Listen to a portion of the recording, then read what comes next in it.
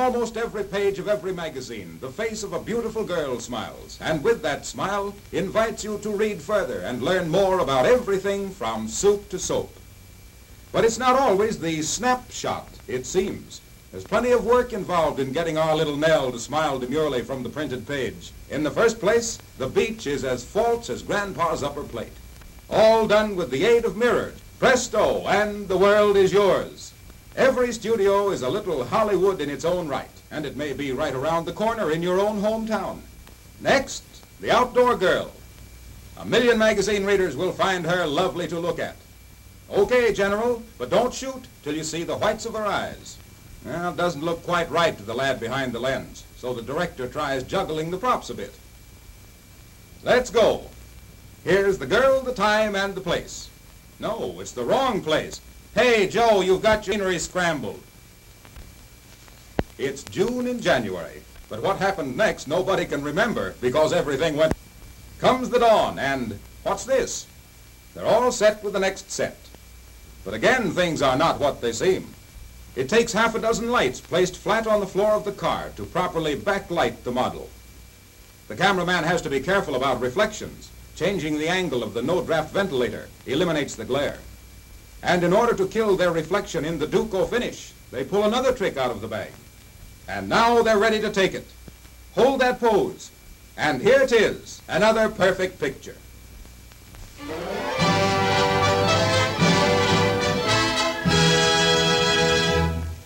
How quick can you stop? Not when the officer is looking at you, but in a tough under-fire braking test, down a steep hill where it's make or break. A stop between the white lines is a perfect score, and so he gets a good mark in the good book, which this automatic brake tester verifies. The report card he receives he can take home to Papa to prove that he's passed the test by the safest of margins. This stop test is part of San Francisco's safe driving campaign. The steep natural proving grounds lend themselves to many another unusual test. Unofficial and unscientific, but nevertheless effective. A policeman gives the signal, then it's downhill again. This poker face in the stuffed shirt is the perfect deadpan comedian, with the face that can stop a car.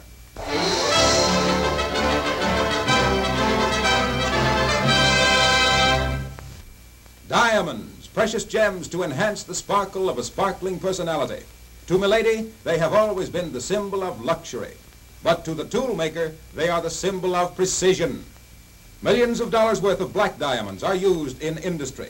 Precision tools are studded with these gems. Many moving parts in the modern automobile engine must fit to within limits equal to 1/20th the thickness of a human hair. A metal tool would soon become dull and useless, but a diamond, the hardest known substance, carefully trims and smooths the hardest metals. And so, for the greatest precision, this industry relies on diamond-studded drills and dressers. These connecting rods are made to fit gray iron pistons with absolute accuracy. In the precision building of the modern motor car, the diamond becomes much more useful than ornamental.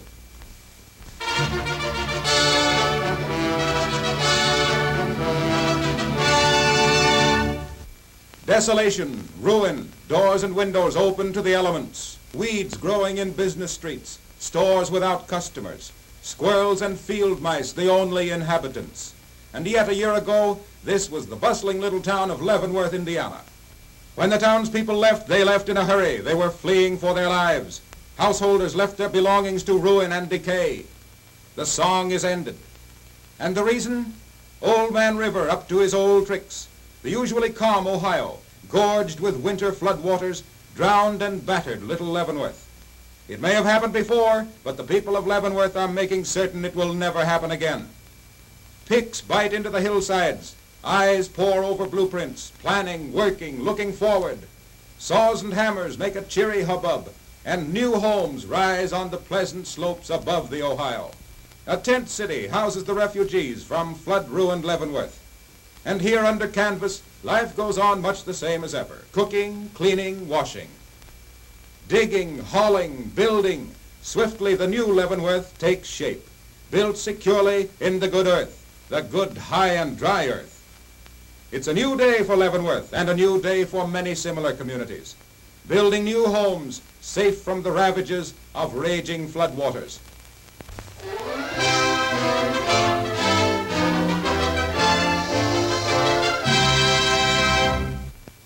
Hey, Skinny, the circus is coming to town. A complete menagerie, ferocious beasts of the forest. Nothing lacking to make this the biggest little show on earth. An educated quadruped in every cage.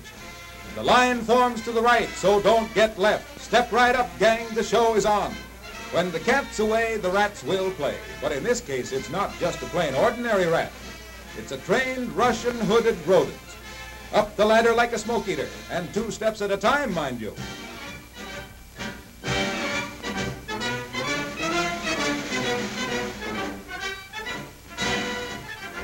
A big hand for the daredevil while the ringmaster lines up the next act. Here's a rat who knows the ropes. He's the clown prince of the aerial circus, and he likes to give his variation on an old theme, the fine art of flagpole sitting. But you can't work up on a job like that, so it's down again. Give this rat enough rope and he'll tie himself into knots trying to please the customers.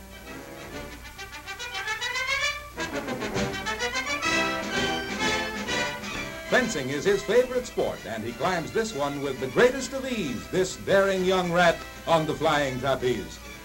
Or maybe there's a cat in the audience, and he's trying to disguise himself as a revolving door. And now for the grand finale, presenting Archie in the leap for life, through a dangerous hoop of fire. It's terrific, it's better than that, it's sensational, it's much too high.